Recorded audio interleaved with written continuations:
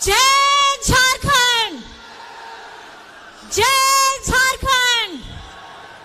हाथ उठा के आप बोलिए जय झारखंड, जय झारखंड, जय झारखंड। आप सभी को जोहार है।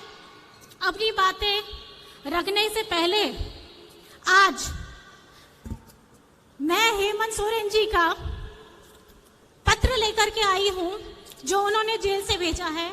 सबसे पहले मैं आपसे दरख्वास्त करना चाहूंगी कि उन्होंने जो भी लिखा है आज मैं आपके सामने पढ़ने वाली हूं, क्योंकि ये सारा संदेश आप सभी के लिए, झारखंड वासियों के लिए, पूरे देशवासियों के लिए है।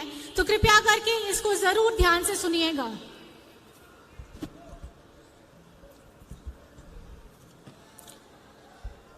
उलगुलान की धरती, झारखंड में आयोजित उलगुलान न्याय महारैली में पूरे झारखंड के विभिन्न गांव, पंचायत, टोले से आए हुए बड़े बुजुर्ग, माताएं, बच्चे, बहनें और मेरे साथियों, साथ ही मेरे पूरे देश से आए हुए इंडिया महागठबंधन के नेता गणों को धरती आबा बिरसा मुंडा, सिद्धू कानू सहित अमीर शहीदों की इस पावन धरती पर मैं बिरसा कारा से ही आप सभी को हार्दिक अभिनंदन और जोहार करता हूं। आज इस महारैली में मौजूद राज निर्माता दिशम गुरु शिबू सोरेन जी को चरण स्पर्श करता हूं। साथियों, आज झारखंड उलगुलान रैली में आपके साथ नहीं हो। आपको मालूम है कि विगत 4 सालों से विपक्ष मेरे विरुद्ध षड्यंत्र रच कर आखिरकार एक बेबुनियाद आरोप के में मुझे कई 2.5 महीनों से बिरसा जेल में बंद करके रखा है। और इसी प्रकार हमारे महागठबंधन दल के आम आदमी पार्टी के मुख्यमंत्री अरविंद केजरीवाल जी को भी उनके सहयोगियों के साथ दिल्ली के तिहाड़ जेल में डाल रखा है। साथियों, ये आजादी के बाद पहली बार है जब किसी पार्टी के शीर्ष नेता एवं मुख्यमंत्रियों को और मंत्रियों को चुन करके चुनाव के ठीक पहले सुनियोजित तरीके से बेबुनियाद आरोपों पर जेलों में डाला जा रहा है।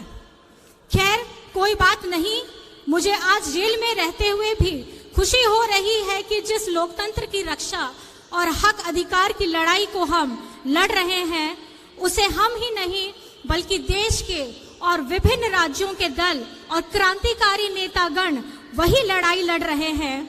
आज उलगुलान महारैली में आए क्रांतिकारी नेताओं की मौजूदगी इसका गवाह है कि आज इस उलगुलान महारैली के मंच पर आदरणीय मल्लिकार्जुन खड़गे जी जो अभी नहीं है, राहुल गांधी जी, अखिलेश यादव जी, फारूक अब्दुल्ला जी, चंपई सोरेन जी, भगवत मान जी, तेजस्वी यादव जी, श्रीमती सुनीता केजरीवाल जी, दीपांकर भट्टाचार्य जी, संजय सिंह जी, श्रीमती प्रियंका चतुर्वेदी जी और विवेक गुप्ता जी का मैं पुनः अभिवादन करता हूं।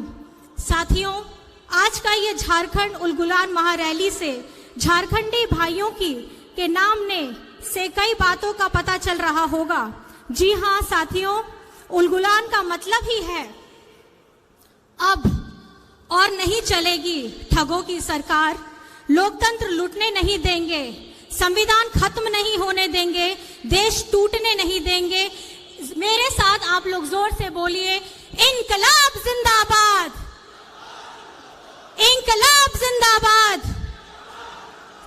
साथियों, 2024 का लोकसभा चुनाव चल रहा है। एक तरफ हम सब इंडिया महागठबंधन के लोग हैं और दूसरी तरफ पूंजीपतियों की जमात और षड्यंत्रकारी केंद्र सरकार एनडीए के लोग। साथियों, आज देश एक विषम परिस्थिति से गुजर रहा है। विगत 2014 से केंद्र में भाजपा एनडीए की सरकार चल रही है और 2 बार देश की जनता ने एनडीए को सरकार बनने का मौका भी दिया। देश की सरकार का जनाधार को देश के लोगों ने दे दिया, पर पूरे देश की राज्यों की सरकार का जनाधार एनडीए को नहीं दिया। परंतु 2014 में एनडीए सरकार बनते ही पूरे देश के राज्यों में अपना कब्जा चाहते हैं। आपने सुना ही होगा विभिन्न सूचना तंत्र के माध्यम से कि गैर भाजपा सरकार राज्यों को किस तरीके से परेशान और उनके साथ सौतेला व्यवहार किया जा रहा है। कहीं सरकार गिराई जा रही है तो कहीं एमपी एमएलए खरीद फरोख्त की जा रही है। जो गैर भाजपा सरकार उनके साथ नहीं आते हैं तो इसका उदाहरण है कि आज हम जेलों से आप तक बंदी पत्रों के माध्यम से संदेश भेजना पड़ रहा है। साथियों, यह देश हमें भीख में नहीं मिली है। इस देश को पाने के लिए अनगिनत शहादत हुई है। कई इतिहास की किताब हमारे स्वतंत्रता सेनानियों के नाम से पटे पड़े हैं। साथियों, विगत कई साल के षड्यंत्र का फल एनडीए को 2014 में पूर्ण बहुमत से सरकार बनाने को मिली। देश के लोगों को बड़ी चतुराई से सपने दिखाए, आंखों में धूल झोंका गया, हर जाति धर्म के लोग को मूर्ख बनाया गया। बड़ी चतुराई से 2014 से आज तक देश के युवा, महिला, बुजुर्ग, किसान, आदिवासी, दलितों को ठगा गया। ऐसे जैसे एक स्टेज में दिखाने वाला जादूगर किस तरह पूरे देश को अलग अलग माध्यम से, अलग अलग सूचना तंत्रों के माध्यम से देशवासियों को निरंतर ठगने का प्रयास चल रहा है। इस चुनाव में बड़े पैमाने पर केंद्र एजेंसियों का दुरुपयोग किया जा रहा है। उनके माध्यम से विपक्ष की आवाज को कुचलने का काम शुरू हो रहा है। आज केंद्र सरकार ऐसे ऐसे कानून का निर्माण कर रही है जिससे देशवासियों को तो नुकसान होना ही है, चाहे वो किसी भी वर्ग, जाति, धर्म का ही क्यों ना हो। साथ ही साथ इस देश के लोकतंत्र को भी खतरा होगा और संविधान को भी खतरा होगा।